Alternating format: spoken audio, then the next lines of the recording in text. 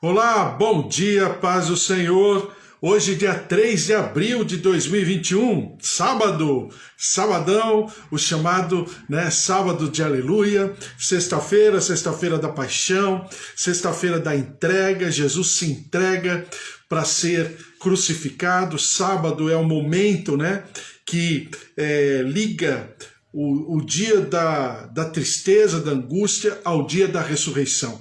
E claro que a gente sempre pensa a respeito nesses dias, Páscoa, que Deus te abençoe, que o Senhor se derrame sobre a tua vida e que você tenha uma Páscoa inesquecível, memorável, maravilhosa, porque Ele se entregou. Ele se entregou por você, pela tua casa, pela tua família, pelos teus queridos. Ele se entregou.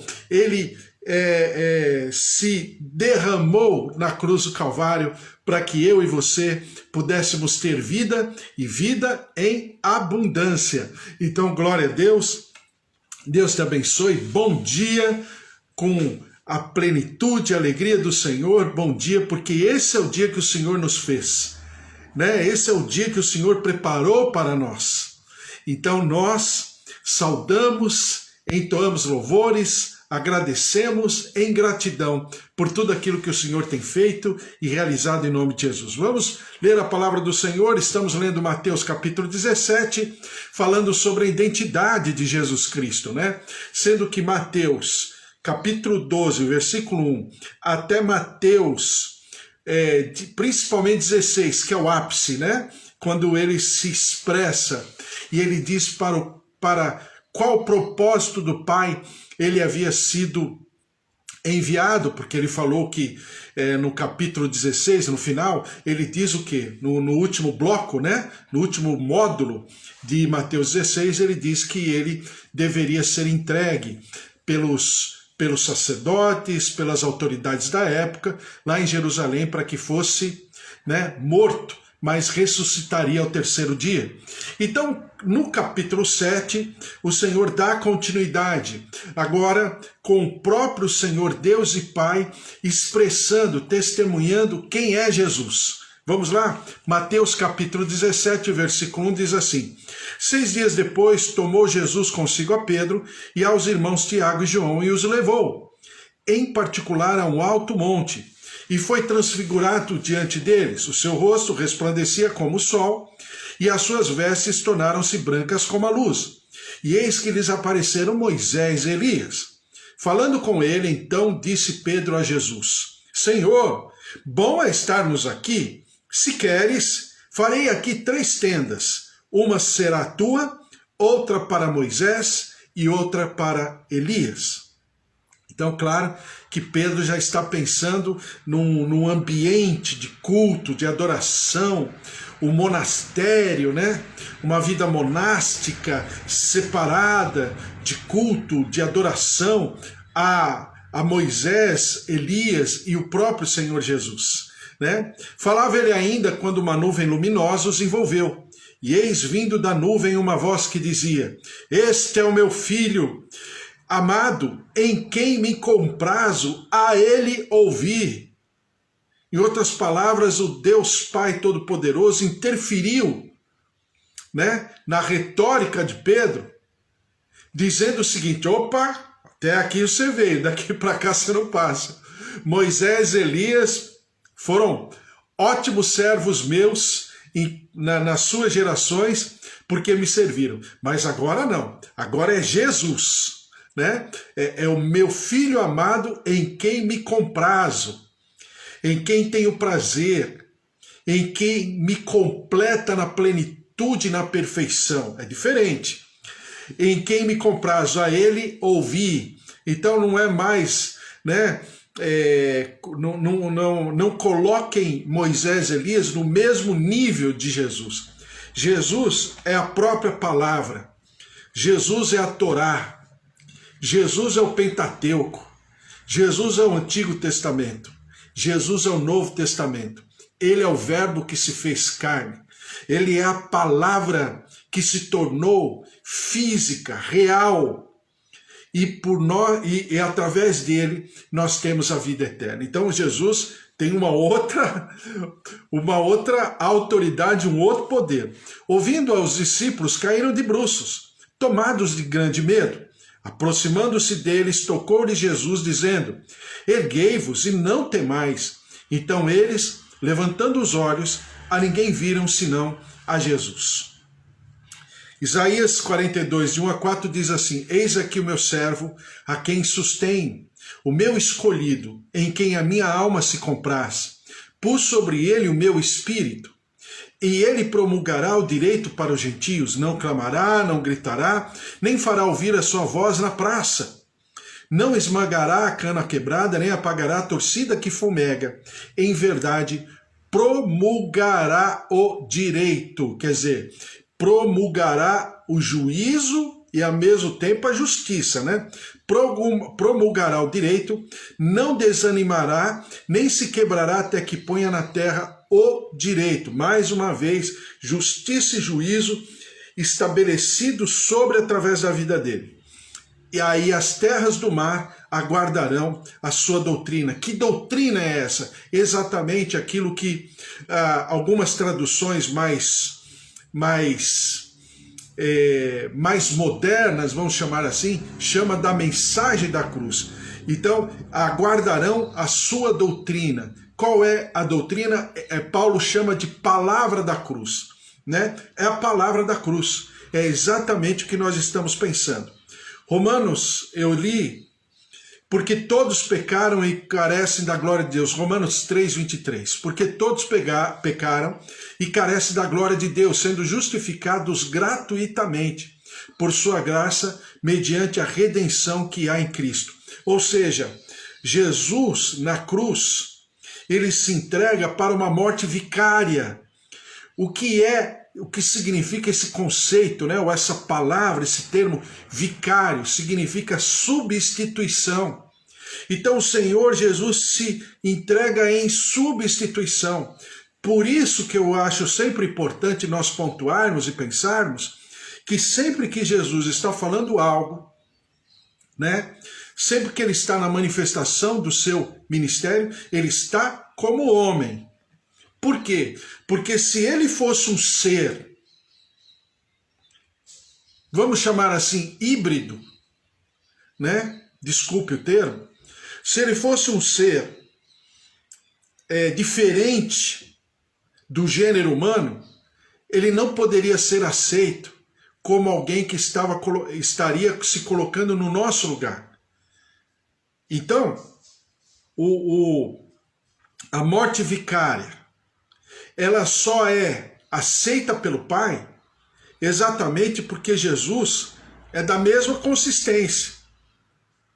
Jesus é do mesmo gênero, né? Lembra do que significa isso? A Bíblia, Gênesis fala que o Senhor criou conforme a sua espécie, né? Então, conforme a espécie é que deveria ser aceito a entrega vicária de Jesus, substitutiva, para que eu e você, na cruz do Calvário, fôssemos absolvidos, né? E como a palavra do Senhor diz em Êxodo, né? Que eu li com você, diz assim, Êxodo 34, versículo 5, tendo o Senhor descido na nuvem, ali esteve junto dele e proclamou o nome do Senhor. E passando o Senhor, quer dizer, Moisés tem a visão do Senhor Jesus, né? Porque a Bíblia chama isso de bondade de Deus. Então a bondade da Trindade tem nome, Jesus Cristo, né? Ele é a expressão da bondade. Ele é a expressão do amor, porque Deus amou o mundo de tal maneira que deu o seu Filho. Quer dizer, ele não poupa o seu Filho por nós.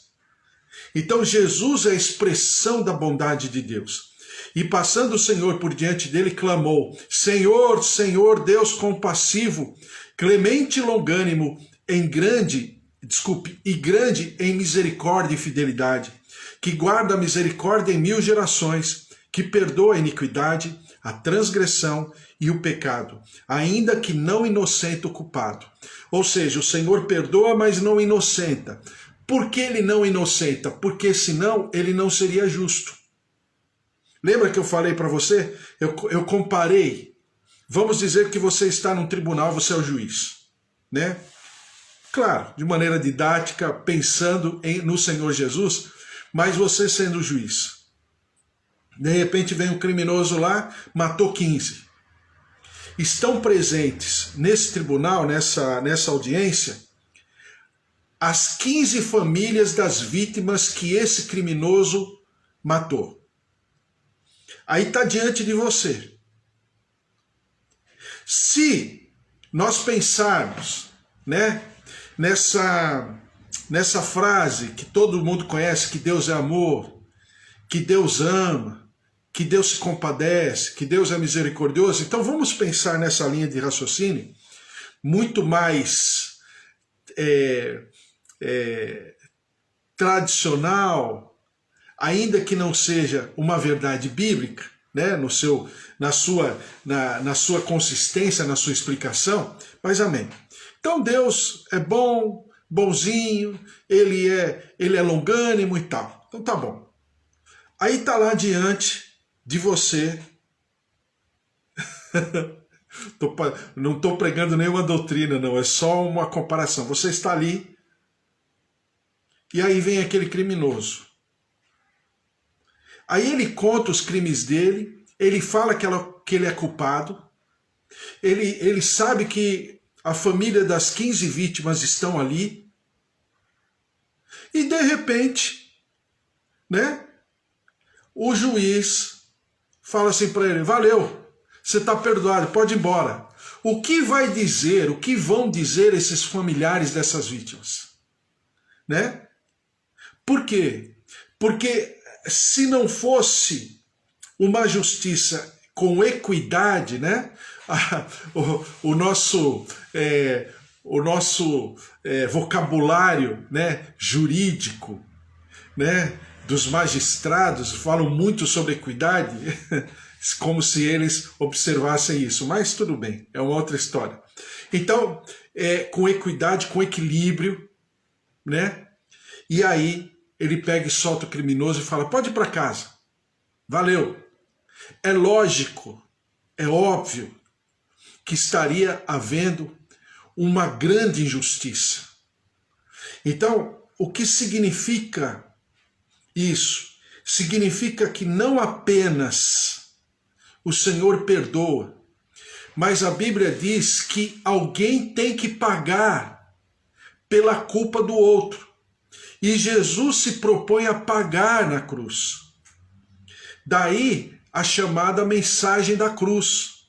Daí a Páscoa ser tão importante e tão singular, tão profunda para nós. Por quê? Porque é o Senhor Jesus, não apenas na sua santidade, na sua pureza, na sua sagralidade, mas é aquilo que ele proporciona para nós na sua entrega. Então, diz aqui: misericórdia em 1000 gerações, que perdoa iniquidade, transgressão, pecado, ainda que não inocente o culpado, e visita a iniquidade dos pais nos filhos e nos filhos dos filhos até a 3ª e 4ª geração. Então significa o quê? Que ele se coloca exatamente no meu lugar por causa daquilo que eu fiz, porque eu só sei fazer isso. Nós só sabemos fazer isso. Nós só sabemos pecar. Nós só conseguimos viver, né, atrelados a essa situação. Então alguém precisa se entregar por nós, para que a justiça do Senhor possa ser, vamos dizer assim, saciada, preenchida. Diz a palavra no Salmo 32, versículo 1: bem-aventurado aquele cuja iniquidade é perdoada, cujo pecado é coberto. Então é por isso que ele fala que ele perdoa, ainda que sejamos inculpáveis, né? Ele perdoa, mas não inocenta o culpado. Por quê? Porque o nosso pecado não é que ele sai de nós, não é que a gente passa a não ter a figura do pecado, não é isso. mas é porque o nosso pecado está coberto, o Senhor está protegendo com a sua capa de salvação em Jesus Cristo. Então ele fala que ele perdoa, mas não inocenta. Um paradoxo, né? Ele perdoa, mas não inocenta. Ou seja, existe alguém que está me protegendo, me guardando, para que a ira de Deus não encontre a minha transgressão, a minha iniquidade e o meu pecado. E diz a palavra em Miqueias 7, versículo 18, quem, ó Deus, é semelhante a ti, que perdoas a iniquidade e te esqueces da transgressão do restante da tua herança. O Senhor não retém a sua ira para sempre, porque tem prazer na misericórdia. Tornará a ter compaixão de nós. Aí diz a palavra, pisará aos pés as nossas iniquidades e lançará todos os nossos pecados nas profundezas do mar. Ou seja, perceba, o pecado ainda existe. Ainda ele ocupa um espaço. O que ele faz? Ele coloca esse pecado num outro lugar. Aqui, poeticamente falando, está falando nas profundezas do mar. É por isso que eu sempre falo para você, né? Que o homem consegue ir a Marte, a Lua, mas não consegue ir nas profundezas dos mares, né? Por quê? Porque ali o ambiente, diz a palavra, onde estão depositados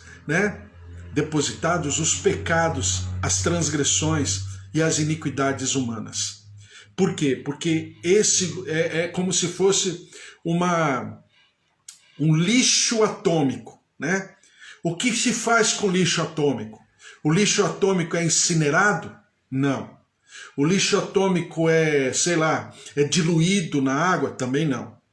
Eles são colocados em compartimentos, né, os lixos atômicos, e depois são colocados em tanques, em grandes construções de concreto, com validade. Essas construções têm validade. E ali são depositados os lixos atômicos, depois essas caixas de concreto, elas são seladas, né? Então, exatamente o que acontece com o pecado. Daí você entender e nós entendermos qual é a autoridade, o poder e a constituição de Jesus. Diz lá em Provérbios 17,15, o que justifica o perverso e o que condena o justo, abomináveis são para o Senhor, tanto um como o outro. E aí Jesus, não bastasse ele se fazer na cruz iniquidade, transgressão, pecado, ele também se faz abominação. Por que ele se faz abominação? Porque ele, na sua vida, ele justifica o perverso. E exatamente a ação da graça, né? Porque se a graça, ela me perdoa, se a graça de Deus, ela me torna, né, alguém que pode se conectar com Deus, a graça também é injusta. Mas Jesus, ele se faz abominável porque ele vai para a cruz do Calvário, no meu lugar, protegendo, me absolvendo, me cobrindo com a sua capa de salvação. Aí diz assim, então, vamos lá, só para a gente lembrar.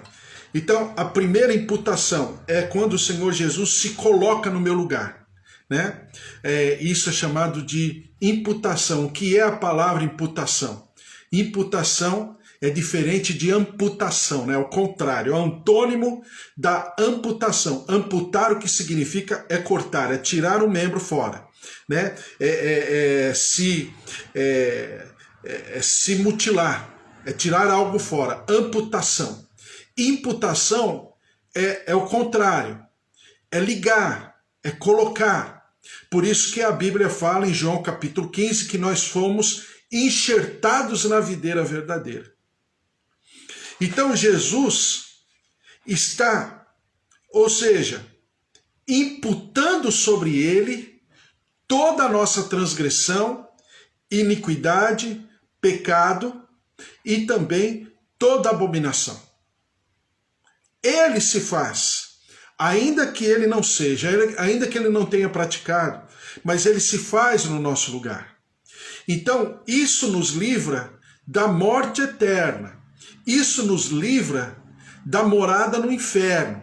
Isso nos livra da ira do Deus Altíssimo. Isso nos livra do juízo de Deus. Amém. Até aqui nós chegamos. Agora, isso não significa que nós estaremos com ele no céu. Então, o que significa estarmos com ele no céu? Aí vem a segunda imputação. Por quê? Porque ele, não obstante se colocar, e ele morre dessa maneira, né? Desculpe o termo, em abominação, em pecado, em transgressão, em iniquidade, não obstante ele não ter praticado, mas ele se coloca no meu lugar. Então ele me dá a condição de ser absolvido. Mas e ir para o céu? Por que eu vou morar com ele no céu? Exatamente porque na sua morte ele é encontrado completamente destituído de todas essas circunstâncias que norteiam o gênero humano.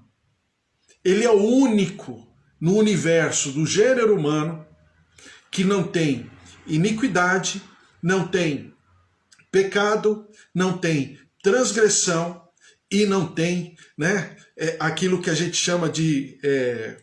ai meu Deus, esqueci, mas já vou falar.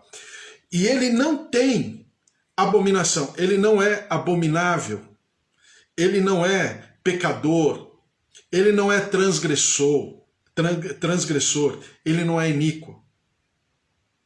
Então, quando Jesus é aferido, a morte não pode deter. Então ele vai até a morte, mas a morte não detém. Ele tem autoridade por sobre a morte. É por isso que alguns pregadores dizem, tem até livro escrito, né? A morte que matou a morte. Por quê? Porque ele vai à morte, mas a morte não tem como deter. Então ele passa de ser, entre aspas, assolado pela morte, depreciado, controlado pela morte, ele passa a controlar. E eu conversava com a Tati esses dias, né, Tati?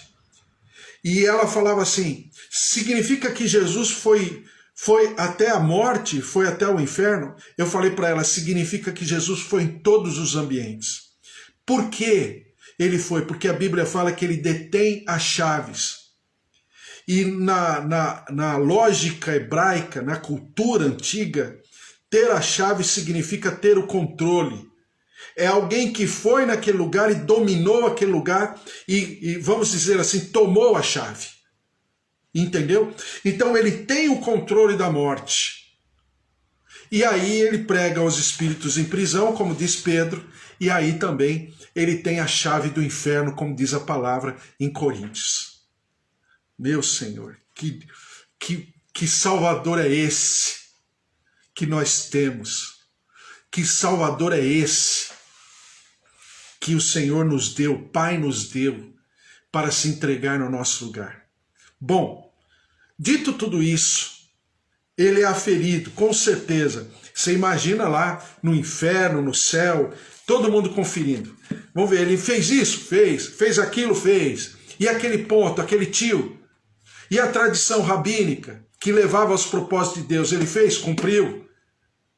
E a lei, toda a lei de Moisés, 613 estatutos, cumpriu? Cumpriu. E os 10 mandamentos, cadê? Está aqui? Está aqui. E a tradição dos patriarcas, ele cumpriu? Cumpriu. E aí, inferno, céu e todo mundo aferiram aquilo que o Senhor Jesus fez e não encontraram nada que o pudesse condenar nas suas palavras, nos seus procedimentos. Cada minuto, cada segundo da sua existência, da sua morte, cada situação por onde ele passou, ele expressou completamente a vontade do Senhor através da sua vida. Ele incorporou a vontade do Senhor, porque a vontade do Senhor é boa, perfeita e agradável. Então, dito tudo isso, agora vem a segunda imputação. Qual é a segunda imputação? Porque eu não posso entender o Evangelho se eu não conhecer a primeira imputação e a segunda imputação. E qual é a segunda imputação? Diz a palavra do Senhor em 2 Coríntios capítulo 5, versículo 20. De sorte que somos embaixadores em nome de Cristo, como se Deus exortasse por nosso intermédio, em nome de Cristo. Pois rogamos que vos reconcilieis com Deus. Aquele que não conheceu pecado, ele o fez pecado por nós, para que nele fôssemos feitos o quê? Justiça de Deus, meu Senhor. Não apenas eu sou absolvido, mas agora a Bíblia fala que eu subi o nível. Eu sou feito justiça de Deus. E por que eu sou feito justiça de Deus? Gálatas capítulo 3, versículo 10. Todos quantos, pois, são das obras da lei, estão debaixo de maldição, porque está escrito: maldito todo aquele que não permanece em todas as coisas escritas no livro da lei para praticá-las. É evidente que pela lei ninguém é justificado diante de Deus, porque o justo viverá pela fé. Ora, a lei não procede de fé, mas aquele que observar os seus preceitos, por eles viverá. Cristo nos resgatou da maldição da lei, fazendo-se ele próprio maldição. Meu Deus, ele se faz pecado, ele se faz iniquidade, ele se faz transgressão, ele se faz abominação e agora, segundo Gálatas capítulo 3, ele se faz maldição. Diz aqui: fazendo-se ele próprio maldição em nosso lugar, porque está escrito: maldito todo aquele que for pendurado no madeiro. Ou seja, as 5 condições que fariam com que o gênero humano fosse fulminado. Por que fulminado? Presta atenção. Vamos pensar na eternidade de uma maneira cronológica, mas só de maneira didática. Lembra que eu falo, na eternidade não tem nem passado, nem presente, nem futuro. O que é a eternidade? É a falta de tempo. Eternidade não é longura de tempo. Eternidade é falta de tempo. Então vamos pensar nisso. O que está acontecendo? Espiritualmente falando. Espiritualmente falando, é como se tudo aquilo que vamos pensar de maneira didática, tá? Didática. Tudo aquilo que aconteceu até Jesus Cristo estava sobre a mesa do tribunal, do fórum eterno, no Pai, no Filho e do Espírito Santo, tá? Por quê? Porque o gênero humano deveria ser o quê? Esmagado, destruído.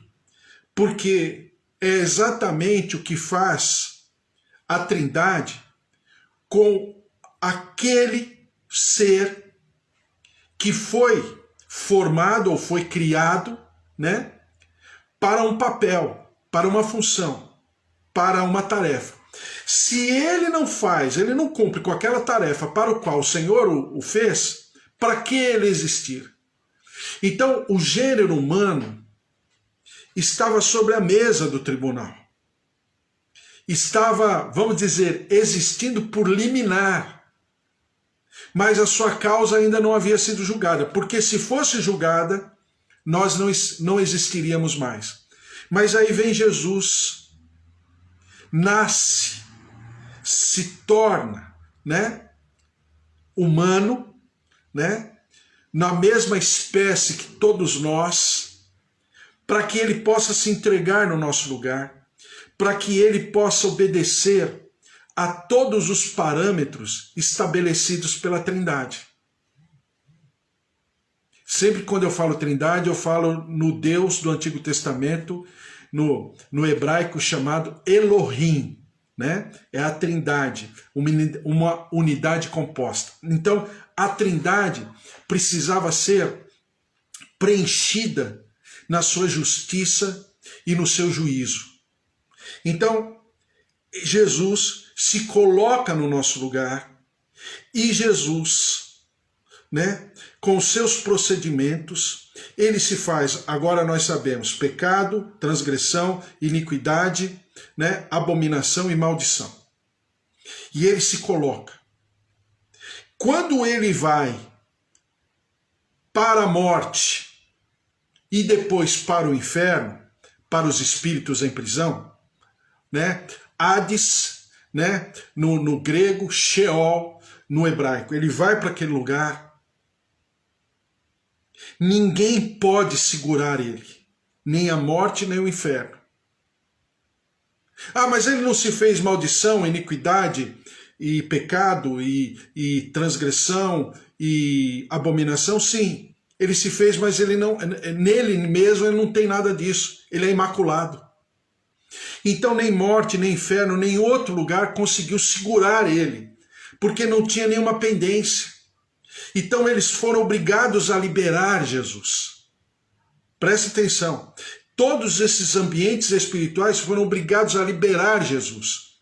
Mateus chama de céus, no plural, né? Todas essas dimensões liberaram Jesus porque não poderiam segurar. Porque ele não fez nada. Ele, pessoalmente, não fez. Então, ele, e dentro de tudo isso, ele foi encontrado inocente. Então, assim, ele se torna, aí diz a palavra em Apocalipse, não vai dar tempo de ler, né? Mas diz a palavra em Apocalipse, eu chamo de culto zero. Culto zero é Apocalipse 4 e Apocalipse 5. Por que 4 e 5? Porque aqui é o culto zero. Todos os cultos, toda adoração, todo louvor, tudo aquilo que fazemos, né, oficiando ao Senhor, está completamente conectado ao culto zero, que é o culto do Apocalipse 4 e Apocalipse 5. Se não tivesse esse culto, os outros cultos não poderiam acontecer. Então, no culto zero, ele foi aferido, porque João começa a chorar, eu não vou ler, não vai dar tempo. João começa a chorar desesperadamente. Quem é digno de tomar o livro e abrir os seus selos e abrir o livro? E aí vem o representante dos 24 anciãos, o representante das 24 tribos de Israel, diante de todas as miríades, no céu, na terra e debaixo da terra. E aí diz a palavra que vem um anjo. O anjo já é poderoso. Aí fala aqui que o anjo era poderoso. Então, duas vezes, imagina o poder, a autoridade, a capacidade desse anjo. E ele fala em alto e bom som. Quem é digno? Ele chama para a briga. Quem é digno de tomar o livro e abrir os seus selos? Quem é digno? E João começa a chorar desesperadamente porque não tem ninguém. Não existe ninguém no céu, nem na terra, nem debaixo da terra, nem diante dos anciãos, diante dos anjos, não tem ninguém no universo. Até que vem um ancião e fala para João, calma, calma. Tem um chamado o Cordeiro de Deus, que estava como morto, mas agora está de pé. Ele é digno. E aí esse Cordeiro de Deus vai e toma da mão do anjo. A Bíblia fala que ele toma. Existe uma força, uma energia ali. E ele toma o livro. E ele é digno. E no momento que ele toma o livro, todos se prostram no céu, na terra, debaixo da terra. Oh Deus de poder. Essa é a segunda imputação. A primeira, nós imputamos a Jesus Cristo toda a nossa transgressão. Na segunda, ele imputa sobre nós o quê? O juízo? Não. A justiça. Por quê? Porque ele imputa sobre nós. Porque não apenas estamos absolvidos, estamos perdoados dos nossos pecados, mas agora, né, ele nos tem em tão alto preço que ele nos convida a morarmos com ele na sua morada eterna. Vou para o Pai, mas voltarei. Eu vou preparar lugar mas voltarei, porque aonde eu estiver, eu quero que vocês estejam comigo. Então, essa é a Páscoa.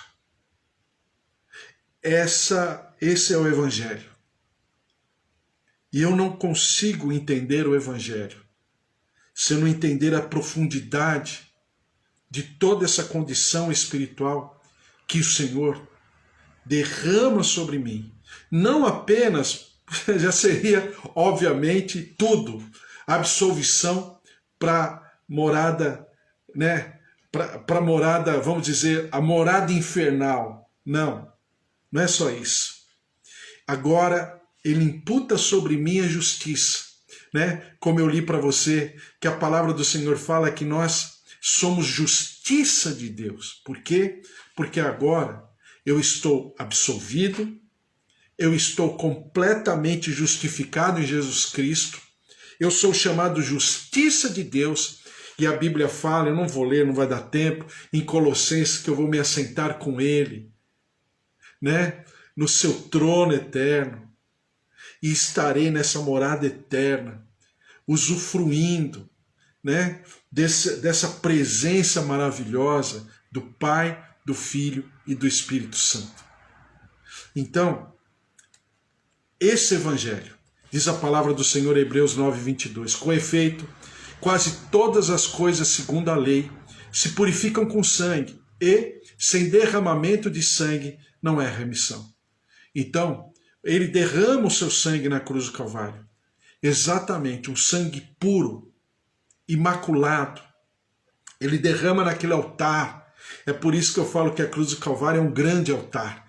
Ele derrama naquele altar e ele se oferece por expiação, por mim e por você. Hebreus 2:2 diz assim: se pois se tornou firme a palavra falada por meio de anjos, e toda transgressão ou desobediência recebeu justo castigo. Ou seja, toda justiça, todo juízo do Senhor, Jesus atrai para ele, por sobre ele. E na sua morte ele é aferido. E diz a palavra que ele foi encontrado imaculado, o justo Cordeiro, o Cordeiro de Deus. A ressurreição é a confirmação de que o Pai aceitou o sacrifício de Jesus Cristo. Então, quando ele ressuscita, ele já passou por todos os ambientes. É por isso que Mateus pontua, diferente de Lucas e de Marcos e de João, que fala reino de Deus, ou reino do céu, né, no singular. Mateus fala reino dos céus, no plural.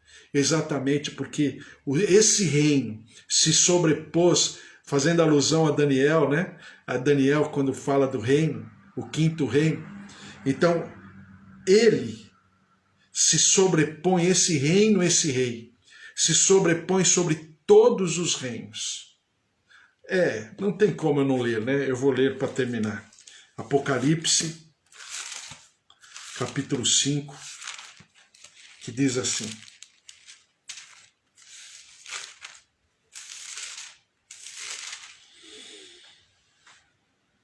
versículo 9, entoava um novo cântico, dizendo: digno és de tomar o livro e de abrir-lhe os selos, porque foste morto, e com teu sangue compraste para Deus os que procedem de toda tribo, língua, povo, nação, e para o nosso Deus os constituíste reino e sacerdotes, e reinarão sobre a terra.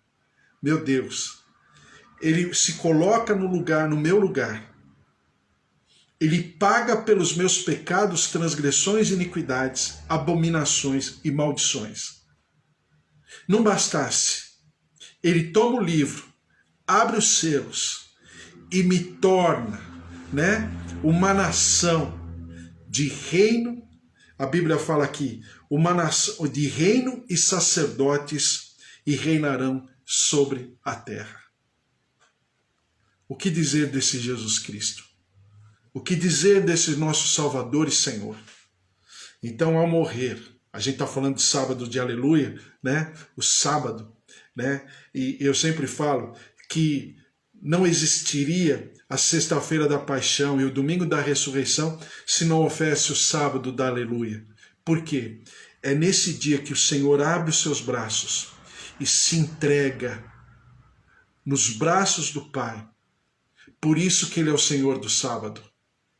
Porque Ele se entrega o sabá, o shabá para o judeu, é exatamente o dia da entrega, onde, a despeito de tudo, eu digo, vivo e reafirmo, eu não consigo fazer mais nada. Até aqui eu vim. Agora, Senhor, sou teu.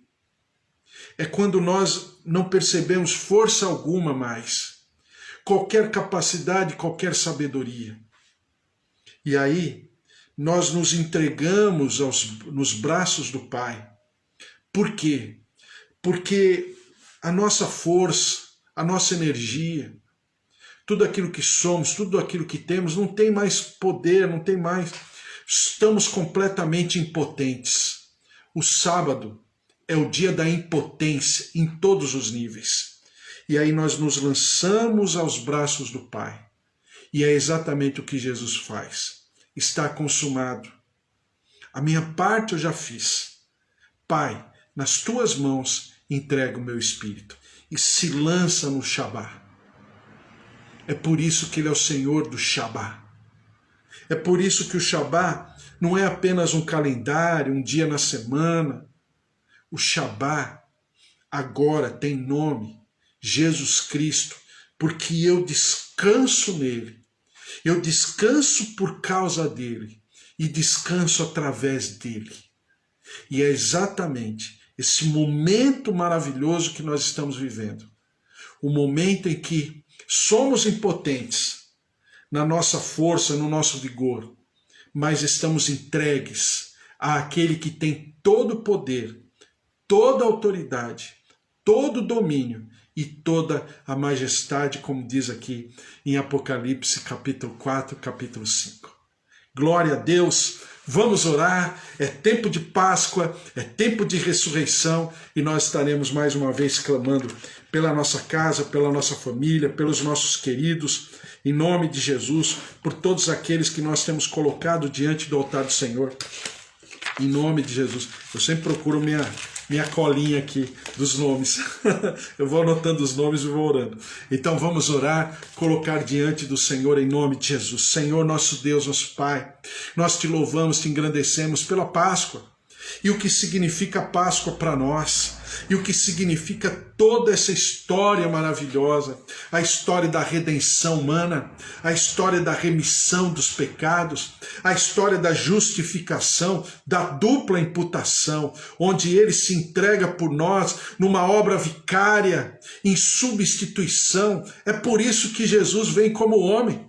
É por isso que todo o tempo ele está homem, ele está ser humano, e ele se entrega e ele é aceito pelo Pai, ele é aceito pelas hostes espirituais, até pelas trevas, pelo inferno, pela morte, por todos.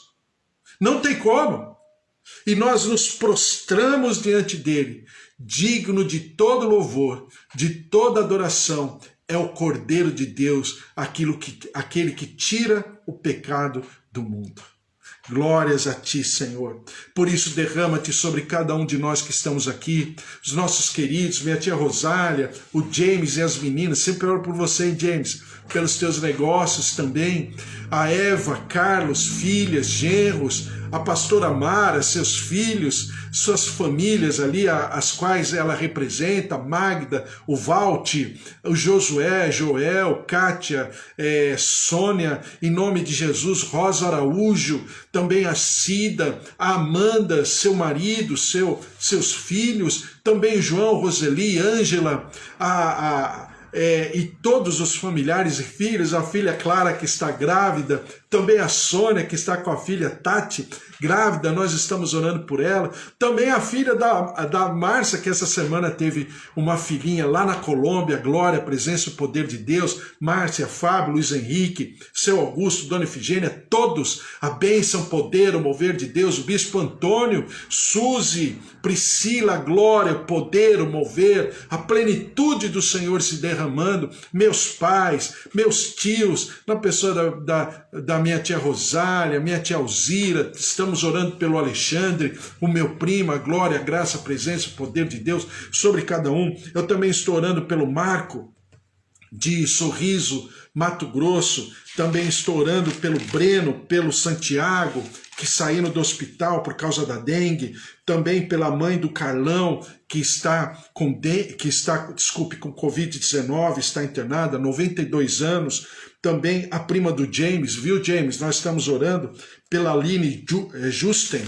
Deus abençoe, o Senhor visite nossos familiares, como a Eva, que estava com a sua família, estão se recuperando já da Covid-19, todos os nossos familiares, os nossos queridos, conhecidos, servos do Senhor que estão passando pela Covid-19. Ó Deus, em nome de Jesus, por essa infecção, estão em hospitais, estão nos seus leitos, carecendo da tua presença, da tua visitação. A dona Maria Helena, que estamos orando, a Ana Paula, cabeleireira, que também estamos orando, clamando por ela.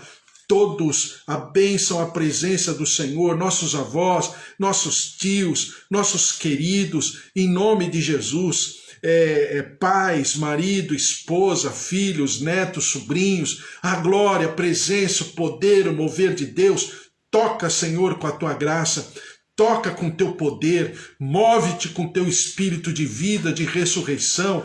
Ele se entregou por nós, estamos na Páscoa, é tempo de libertação, é tempo de ressurreição, é tempo de restauração, é tempo de reconstrução. Por isso derrama-te, ó Deus, poder de Deus, move-te sobre nós, nossas vidas. Toca no coração, pulmões, vias aéreas, vias respiratórias, artérias, veias, tendões, nervos, ciático, coluna, ouvidos, olhos. Em nome de Jesus, plaquetas, circulação sanguínea, recebam a glória, o poder, a vida, a ressurreição do Senhor Jesus.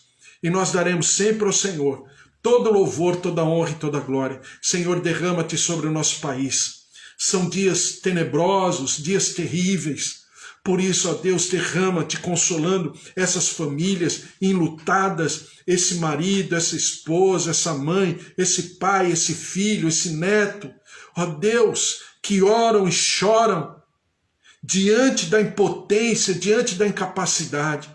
Que o Senhor derrame da tua graça, da tua glória, da tua misericórdia, da tua compaixão, do teu perdão sobre o nosso povo, o nosso país, sara a nossa terra, perdoa-nos no nosso pecado e nós daremos sempre ao Senhor todo louvor, toda honra e toda glória em nome de Jesus. E que nós tenhamos um sábado, ó Deus, de meditação, de compreensão, de consciência do que significa esse Shabá, como diz lá, né, a oração do Pai Nosso no aramaico. O pão do Shabá nos dai hoje. Que esse pão do Shabá, o pão que desce do céu, se derrame sobre as nossas vidas. E nós daremos sempre ao Senhor todo louvor, toda honra e toda glória, em nome de Jesus. Amém. Amém? Glória a Deus, que você tenha um sábado aí maravilhoso, sábado, né? O que seria da sexta e o que seria do domingo se não tivesse o sábado? O dia em que nós nos lançamos aos braços do Pai, onde nós falamos, Senhor, toma o meu espírito, toma a minha vida, toma a minha casa, a minha família, Senhor, é tudo teu.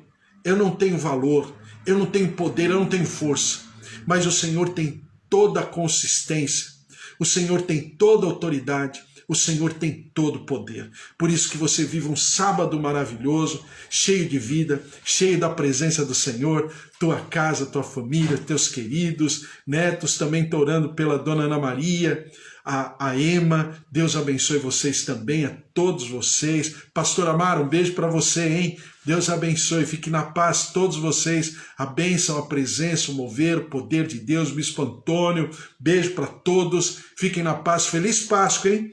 Feliz ressurreição, é tempo de alegria, é tempo de ressurreição, ele se entregou por nós, ele morreu, mas ele ressurgiu dentre os mortos. Ele ressuscitou, ele não está na morte, ele não está na sepultura, ele está vivo, ele está eterno, a sua eternidade está sobre a nossa vida. Um beijo, Deus abençoe, até amanhã, hein? Domingo, amanhã tem 10 horas e às 4h30 da tarde. Às 4h30 da tarde a gente vai tomar a ceia de Páscoa, tá bom? Então se prepare aí, compre teu copinho, teu suquinho de uva, teu pedacinho de pão e nós estaremos louvando e engrandecendo o nome do Senhor. Um beijo para você, até amanhã, domingo às 10 horas da manhã. Fique na paz, tchau, tchau.